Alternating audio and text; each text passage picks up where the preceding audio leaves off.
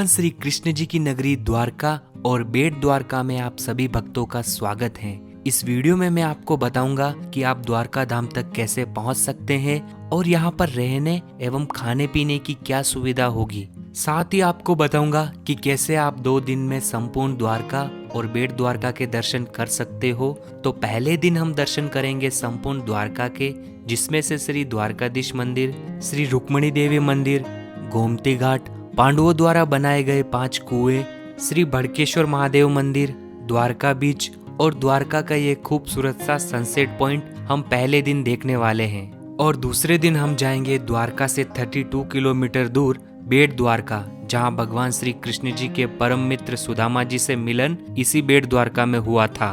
बेट द्वारका में हम दर्शन करेंगे भगवान श्री कृष्ण जी की सोने की द्वारका के, साथ ही दर्शन करेंगे गोपी तालाब, 12 ज्योतिर्लिंगों में से एक श्री नागेश्वर ज्योतिर्लिंग जी के, और शाम के समय हम जाएंगे शिवराजपुर बीच पर, जहां हम बहुत सारी वाटर एक्टिविटीज करने वाले हैं। तो आप भी अगर द्वारका धाम दर्शन के लिए आ रहे हो तो इस वीडियो में आपको संपूर्ण जानकारी मिलने वाली है, तो वीडियो एंड तक जरूर देखना। गुजरात के द्वारका धाम आने के लिए आप ट्रेन से भी आ सकते हो। यहाँ पर द्वारका रेलवे स्टेशन भी बना हुआ है, और अगर आप बाय फ्लाइट आना चाहते हो तो सबसे नजदीकी एयरपोर्ट है जामनगर एयरपोर्ट और Rajkot international airport. Dwarka railway station से मंदिर की दूरी मात्र 2 किलोमीटर है। यहाँ से मंदिर तक जाने के लिए शेयरिंग ऑटो भी मिल जाएगा। द्वारका में रुकने के लिए श्री द्वारकाधीश जी मंदिर के पास में बहुत सारी धर्मशालाएं और होटल बनी हुई है, जहां आपको 1000 रुपए से लेकर 1500 रुपए में काफी अच्छे रूम मिल जाते हैं। मंदिर में दर्शन करने से पहले सभी भक्तगण प्रथा के अनुसार मंदिर के पास में बनी इस गोमती नदी में पवित्र स्नान करते हैं, और गोमती नदी में स्नान करने के बाद सभी भक्तगण मंदिर के इस मोक्ष प्रवेश द्वार से होते हुए मुख्य मंदिर की ओर बढ़ते हैं, और मंदिर के गर्भगृह में भगवान श्री कृष्ण जी द्वारकाधीश जी के रूप में विराजमान हैं। मंदिर परिसर के अंदर mobile phone, electronic gadget allow नहीं है, तो मंदिर के बाहर ही बने इस फ्री लॉकर काउंटर पर आप सब जमा करवा सकते हो। श्री द्वारकाधीश मंदिर के सिक्कर पर ये 52 गज की ध्वजा लगी हुई है, और इस ध्वजा को दिन में 5 बार बदला जाता है। ये है श्री द्वारकाधीश मंदिर में दर्शन करने का समय। श्री द्वारकाधीश जी के दर्शन करने के बाद जब आप इस 56 सीढ़ियों वाले स्वर्ग द्वार से बाहर की तरफ आते हैं तो यहाँ पर लेफ्ट साइड में है तुलादान मंदिर। इस मंदिर के गर्भगृह में बलराम जी विराजमान है। बलराम जी के दर्शन करने के बाद जैसे द्वापर युग में भगवान श्री कृष्ण जी का तुलादान हुआ था, वैसे ही आप भी तुलादान करवा सकते हैं, यानी अपने वजन के बराबर किसी वस्तु का दान कर सकते हो। इस तुलादान मंदिर के पास में भोजन प्रसादालय भी बना हुआ है, जहां आपको 30 रुपए का टोकन लेकर भोजन की सुविधा भी मिल जाती है। इसके अलावा यहाँ पर बहुत सारे रेस्टोरेंट हैं, जहां आपको बहुत ही सस्ते में Gujarati, Rajasthani, South Indian food मिल जाता है। अभी हम आए हैं श्री द्वारकाधीश मंदिर के पास में ही बने गोमती घाट पर। इस गोमती घाट के आखिरी छोर पर और समुद्र के एकदम किनारे पर है समुद्र नारायण मंदिर। ये मंदिर देवी गोमती जी को समर्पित है। इस मंदिर में देवी गोमती जी के साथ में भगवान समुद्र देव, भगवान वरुण जी, मीराबाई और अष्ट भवानी विराजमान है। इसी गोमती नदी के ऊपर बना हुआ है सुदामा सेतु ब्रिज। पहले हम इस सुदामा सेतु के ऊपर से होते हुए गोमती नदी के इस पार आ सकते थे, लेकिन किसी कारणवश काफी लंबे समय से ये सुदामा सेतु ब्रिज बंद है। जब सुबह के समय में गोमती नदी में पानी का बहाव कम होता है, तब आप पैदल चलकर गोमती नदी के इस पार आ सकते हो। शाम के समय में गोमती नदी का पानी बहुत ज्यादा हो जाता है।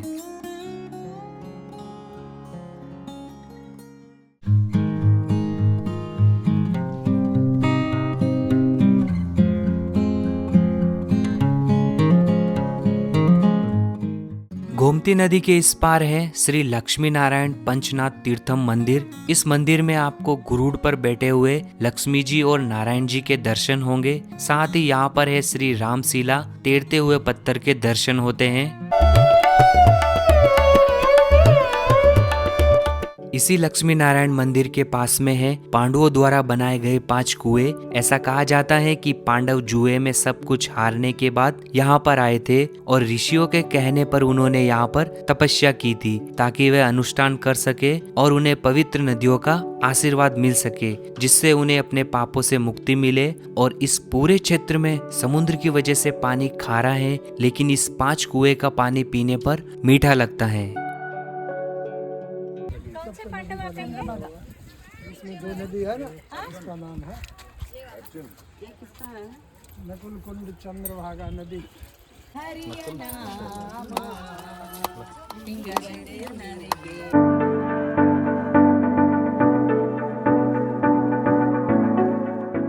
गोमती घाट से 5 मिनट की दूरी पर है श्री स्वामीनारायण मंदिर। इस मंदिर में आप दर्शन करने जरूर आना। यहाँ पर बहुत सारे रूम भी बने हुए, यहाँ पर आप रुक भी सकते हो।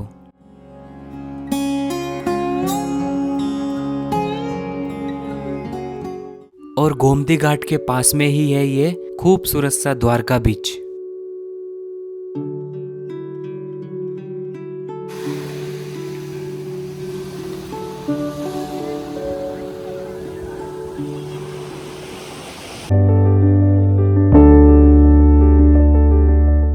इसी द्वारका बीच के पास में गायत्री शक्तिपीठ मंदिर भी बना हुआ है।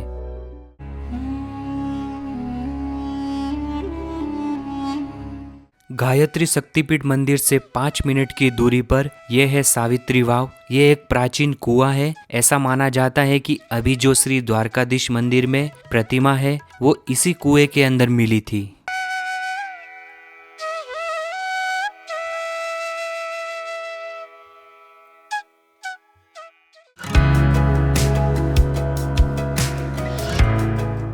अभी हम आए हैं द्वारका से 2.5 किलोमीटर दूर श्री रुक्मणी देवी मंदिर में। यहाँ पर ऐसी मान्यता है कि देवी रुक्मणी जी के दर्शन किए बिना आपकी द्वारका यात्रा अधूरी मानी जाती है। और स्वयं भगवान श्री कृष्ण जी और देवी रुक्मणी जी दुर्वासा ऋषि को रथ में बिठाकर द्वारका की ओर लेकर जा रहे थे। तब उस समय पर इसी जगह पर देवी रुक्मणी जी को प्यास लगी थी। तब भगवान श्री कृष्ण जी ने इसी जगह पर पानी प्रकट किया था, लेकिन देवी रुक्मणी जी ने दुर्वासा ऋषि को बिना पूछे हुए पानी को ग्रहण कर लिया। इसी कारण दुर्वासा ऋषि ने क्रोध में आकर देवी रुक्मणी जी को श्राप दिया था और श्राप के कारण देवी रुक्मणी जी को 12 साल भगवान श्री कृष्ण जी से अलग रहना पड़ा था। और उन्होंने ये भी श्राप दिया था कि पूरे द्वारका में पानी की कमी होगी, इसीलिए आज जो भी भक्त यहाँ पर आते हैं उन्हें प्रसाद के रूप में पानी दिया जाता है।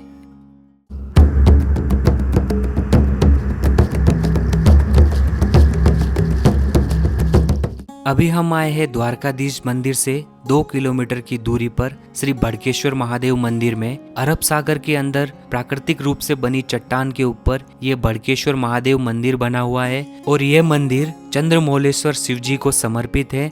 इस मंदिर के बाहर नंदी महाराज विराजमान है और मंदिर के गर्भगृह में शिवलिंग स्थापित है और यहीं पर बच्चों के लिए गेम जोन भी बना हुआ है। श्री बड़केश्वर महादेव मंदिर के पास में ही ये द्वारका का सबसे खूबसूरत सनसेट पॉइंट बना हुआ है। शाम के समय में यहाँ पर सनसेट देखने के लिए जरूर आना। तो इसी खूबसूरत सनसेट के साथ हम अपनी पहले दिन की द्वारका यात्रा यहीं पर कंप्लीट करेंगे।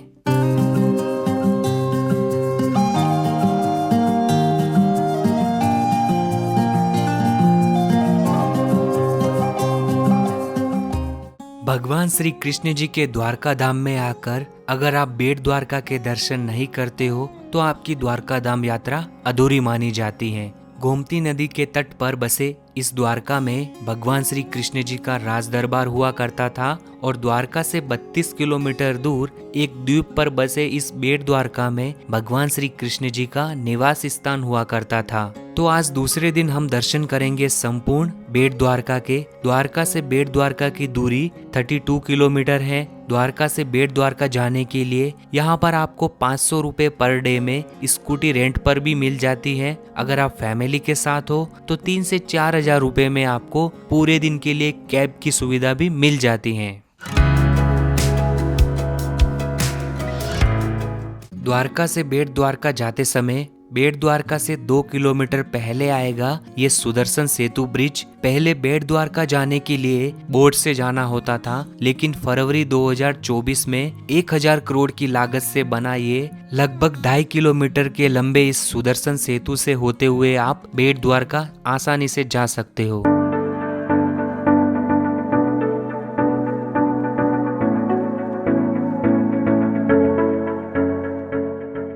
एक घंटे का खूबसूरत सफर तय करने के बाद हम पहुंच गए हैं बेट द्वारका। बेट द्वारका पहुंचते ही हम जाएंगे सबसे पहले दर्शन करने श्री द्वारकाधीश मंदिर में। दर्शन करने से पहले मंदिर के बाहर ही यहाँ पे आपको लॉकर काउंटर की सुविधा मिल जाती है। मोबाइल फोन, इलेक्ट्रॉनिक गैजेट आप यहाँ पर जमा करवा के मंदिर में दर्शन करने के लिए जा सकते हो। भगवान श्री कृष्ण जी के बचपन के परम मित्र सुदामा जी इसी जगह पर मिले थे और सुदामा जी ने यहीं पर भगवान श्री कृष्ण जी को चावल भेंट किए थे, इसीलिए आज यहाँ पर चावल का भोग भी लगता है। और श्री बेट द्वारकाधीश जी के मंदिर में जो भगवान श्री कृष्ण जी की प्रतिमा है, माना जाता है कि उस प्रतिमा को स्वयं देवी रुक्मणी जी ने बनाया था।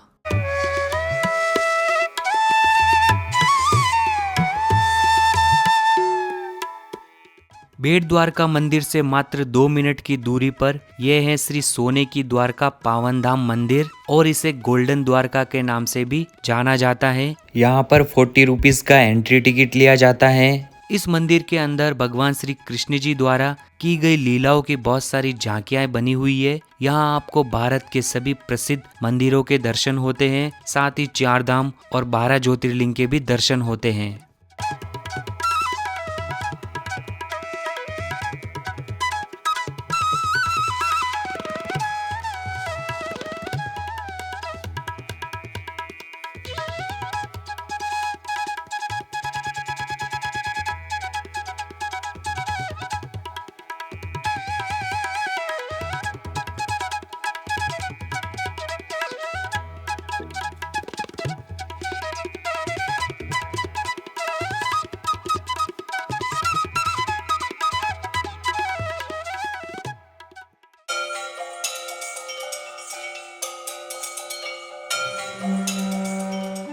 बेट द्वारका मंदिर से 5 किलोमीटर दूर ये है मकर ध्वज हनुमान दांडी मंदिर। इस मंदिर के गर्भगृह में हनुमान जी और उनके पुत्र मकर ध्वज जी विराजमान है। ऐसा कहा जाता है कि जब हनुमान जी अपनी पूंछ पर लगी अग्नि को बुझाने के लिए समुद्र में गए थे, तब वहाँ पर हनुमान जी की पसीने की कुछ बूंदे समुद्र में गिरी थी। तब वहाँ पर हनुमान जी की पसीने की एक बूंद मगरमच्छ ने ग्रहण कर लिया था, तो उसके प्रभाव से हनुमान जी को पुत्र की उत्पत्ति हुई थी। यहाँ पर हनुमान जी और मकर ध्वज के बीच में द्वंद्व युद्ध भी हुआ था। युद्ध के समय हनुमान जी को नहीं पता था कि ये उनके पुत्र हैं, और ये युद्ध मुगदर के दंड से हुआ था, इसीलिए इसे हनुमान दांडी मंदिर भी कहा जाता है। यहाँ पर हनुमान जी की प्रतिमा छोटी है और मकर ध्वज जी की प्रतिमा बड़ी है। कहा जाता है कि कलयुग के दुष्प्रभाव के कारण हनुमान जी की प्रतिमा हर साल एक चावल के दाने के बराबर जमीन के अंदर जा रही है, यानी कि पाताल लोक के अंदर जा रही है।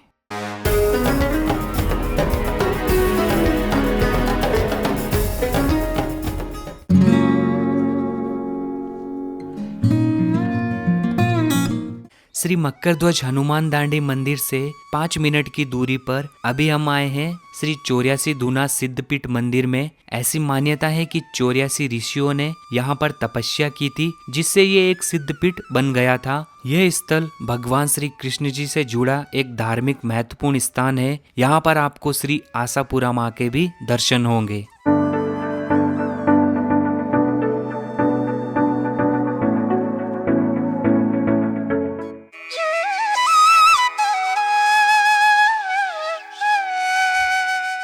अभी हम आए हैं बेट द्वारका से 20 किलोमीटर दूर गोपी तालाब। ये वही तालाब है, यहीं पर सभी गोपियां भगवान श्री कृष्ण जी को आखिरी बार मिली थी, और उसके बाद में यहाँ से श्री कृष्ण जी द्वारका की ओर चले गए थे। 16,108 गोपियां यहाँ पर भगवान श्री कृष्ण जी से मिलने आई थी। तब कृष्ण जी ने अर्जुन को गोपियों के साथ सुरक्षा के लिए भेजा था। जब गोपियां इस तालाब का मधुर जल देखकर तालाब में स्नान करने के लिए गई, तब अर्जुन पेड़ के नीचे विश्राम कर रहे थे। तब उस वक्त भीलकावा लोगों ने यहाँ पर हमला बोल दिया था और अर्जुन को पेड़ के ऊपर बांधकर उनके पास से सारे शस्त्र ले लिए थे और गोपियों ने अर्जुन को निसहाय देखते हुए भीलकावा लोगों के मारने से पहले गोपियों ने अपने प्राण इस तालाब में त्याग दिए। अपना शरीर इस तालाब में त्यागने के बाद गोपियां इसी तालाब की मिट्टी में परिवर्तित हो गई थी। अर्जुन को ऐसा घमंड हो गया था कि उससे बड़ा धनुर्धारी कोई नहीं है। इसी घमंड को तोड़ने के लिए भगवान श्री कृष्ण जी ने ये सब लीला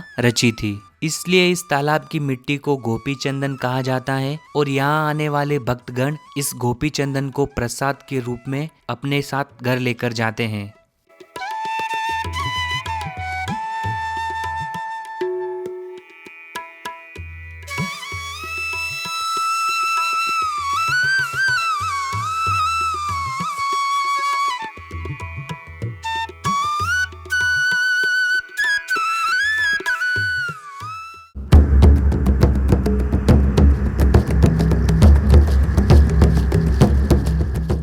अभी हम गोपी तालाब से 5 किलोमीटर दूर 12 ज्योतिर्लिंगों में से एक श्री नागेश्वर ज्योतिर्लिंग मंदिर में आ चुके हैं। इस जगह की कथा के अनुसार प्राचीन समय में यहाँ पर बहुत ही घना दारुका नाम का वन हुआ करता था और इस जगह पर भगवान शिव और माँ पार्वती जी ने अपने परम भक्त सुप्रिया को दर्शन दिए थे और इसी जगह पर भगवान शिव जी ने दारुक नामक राक्षस का वध भी किया था। मंदिर में दर्शन करने के बाद मंदिर के पास में ही है भगवान शिव जी की ये 80 फीट ऊंची प्रतिमा। यहाँ पर भी आप दर्शन जरूर करना।